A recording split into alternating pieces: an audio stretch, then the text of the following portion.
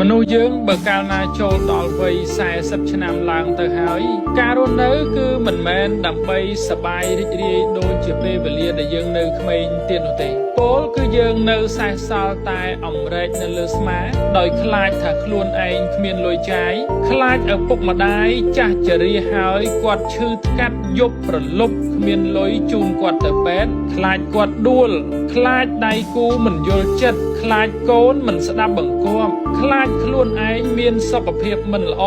ខ្លាចមិត្តភ័ក្តិដែលមានអាយុប្រហាក់ប្រហែលគ្នាគេមានជីវភាពធូរធារជាងខ្លាចលែងមានកម្លាំងធ្វើការងារកើតក៏លែងមានប្រាក់ចំណូលបន្តទៀតនោះដែរដូច្នេះតន់ខ្លួននៅក្មេងត្រូវប្រឹងធ្វើការងារប្រឹងរកស៊ីព្រោះនៅពេលដែលចាស់ទៅយើងមិនអាចទៅធ្វើការងាររកស៊ីដូចជាក្មេងទៀតឡើយបើយើងប្រហែសនៅពេលដែលយើងនៅក្មេងនោះយើងនឹងលំបាកវេទនានៅថ្ងៃក្រោយនៅពេលដែលយើងចាស់ទៅជាក់ជាមិនខាន